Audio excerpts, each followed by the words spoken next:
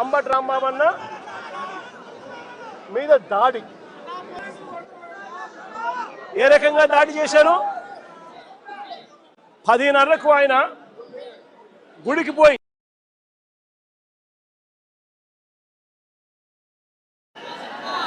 గుడిలో పొద్దున్నే చంద్రబాబు నాయుడు గారికి జ్ఞానోదయం రావాలి అని చెప్పి పూజ చేసి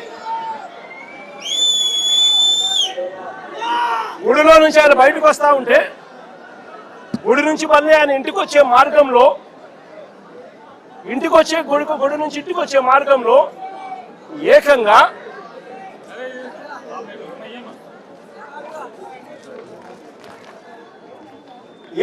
గుడి నుంచి తాను ఇంటికి వచ్చే మార్గంలో ఈ మాదిరిగా కట్టెలు పట్టుకొని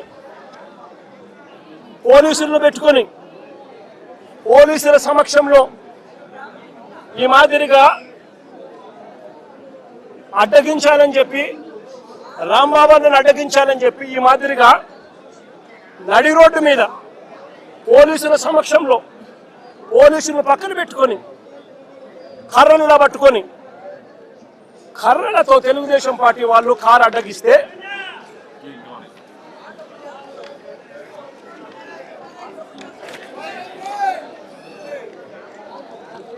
ఈ మాదిరిగా పోలీసులను పెట్టుకొని కర్రలతో ఈ మాదిరిగా కారు అడ్డగిస్తే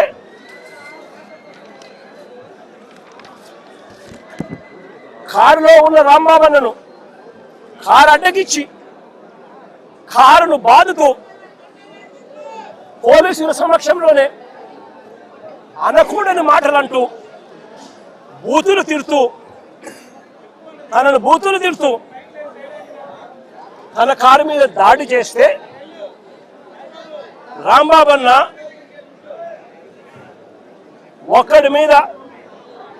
ఒక కారు మీద ఇంతమంది దుండగులు వచ్చి బూతులు తిడుతూ జిల్లాకి పోలీసుల సమక్షంలో మీడియా కూడా వాళ్ళ తెలుగుదేశం పార్టీకి సంబంధించిన మీడియాను కూడా అక్కడే పెట్టుకొని వాళ్ళందరి సమక్షంలో బూతులు తిడుతూ రాంబాబన్న కారును అడ్డగిస్తే రాంబాబన్న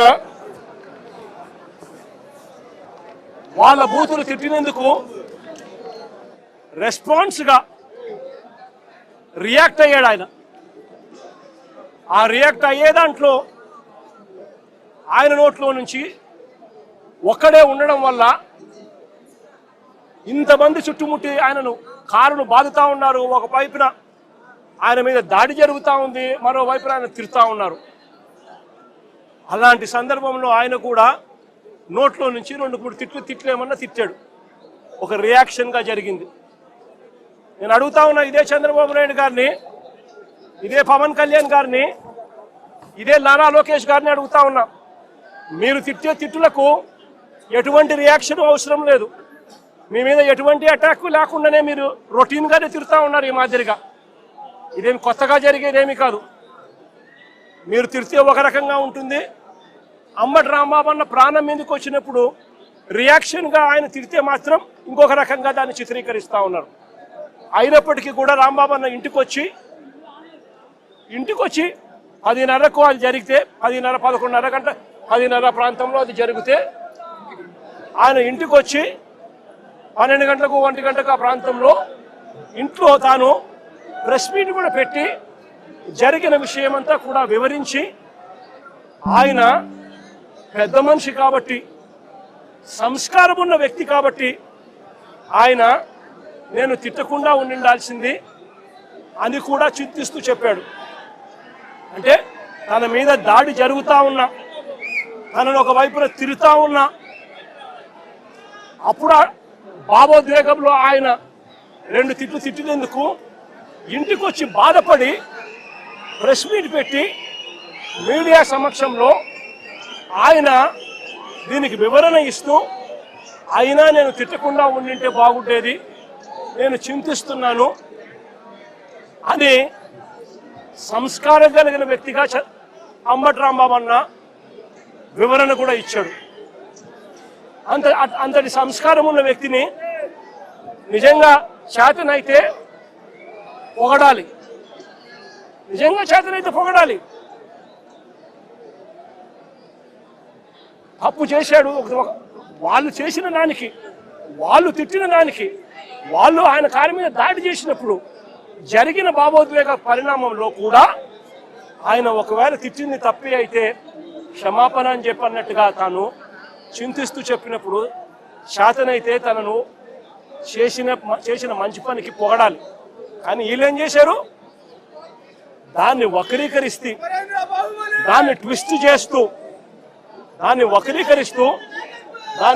చేస్తూ, ఏకంగా అంబటి రాంబాబును హత్య చేయడానికి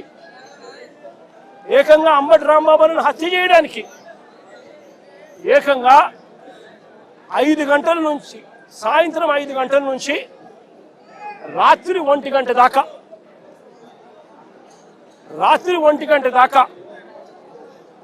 సాయంత్రం 5 గంటల నుంచి రాత్రి 1 గంట దాకా సాక్షాత్తు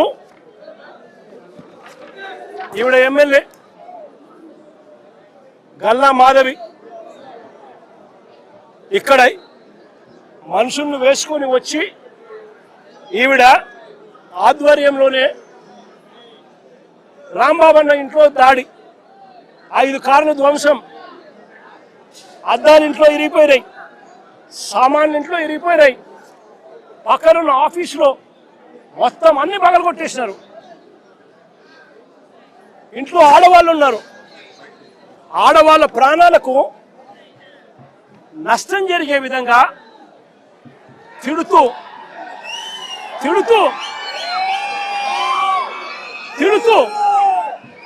వీళ్ళు వ్యవహరించిన తీరు ఇది. గల్లా మాధవి ఎమ్మెల్యే గారి భర్త సాక్షాత్తు అంబటి రాంబాబు ఆఫీసును పగల కొడుతూ ఆ రూమ్లో ఉన్నప్పుడు ఫోటో.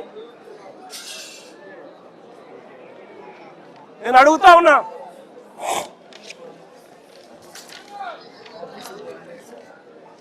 అంబటి రాంబాబు ఆఫీసును కాలుస్తా ఉన్న ఫోటో.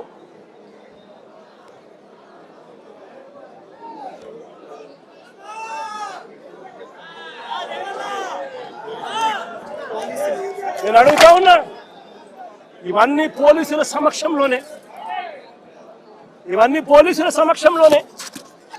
5 గంటల నుంచి ఇవన్నీ జరుగుతూ ఉంటే,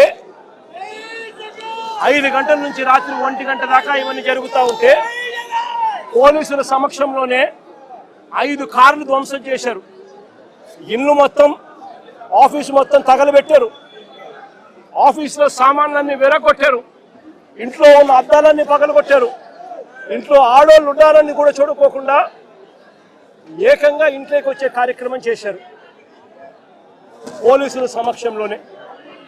నేను అడుగుతా ఉన్నా, ఇది హత్యాయత్నం కాదా అని అడుగుతా ఉన్నా, ఇది ఆర్సన్ కాదా అని అడుగుతా ఉన్నా.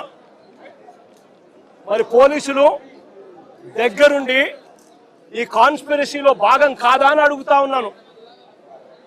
ఇదే పోలీసులు బాధ్యత వహించాల్సిన, ఇదే పోలీసులు బాధ్యత తీసుకొని ఉంటే ఈ మాదిరిగా జరిగి ఉండేది అని అడుగుతా ఉన్నా. ఇక్కడ నుంచి ఎంత దూరంలో ఉందండి డీజీపీ ఆఫీసు, ఇక్కడ నుంచి ఎంత దూరంలో ఉందండి ఎస్పీ ఆఫీసు. ఏకంగా గుంటూరు సిటీలో, గుంటూరు నగరంలో ఎస్పీ ఆఫీసు, ఎస్పీ ఇల్లు ఇక్కడ నుంచి కూతపేట దూరంలో ఉంది. ఎంతమంది డిఎస్పీ లేరు, ఎంతమంది సిఐ లేరు. డీజీపీ ఆఫీస్ ఇక్కడ మంగళగిరిలో ఉంది, ఇక్కడ నుంచి కూతపేట దూరంలో మంగళగిరి, అక్కడ బెటాలియన్ ఉంది. కనీసము ఈ పోలీసులు ఫోన్ చేస్తే కూడా రెస్పాన్స్ లేదు. మా పార్టీ నుంచి బొత్స సత్యనారాయణ ఇలాంటి సీనియర్ నాయకులు, ఇంటెలిజెన్స్ డీజీకి, చీఫ్ సెక్రటరీకి, ఇలాంటి పెద్ద ఎస్పీకి, ఐజీకి, ఇలాంటి అందరి ఆఫీసర్లకు ఫోన్లు కొడితే కనీసం ఫోన్లు కూడా ఎత్తరు.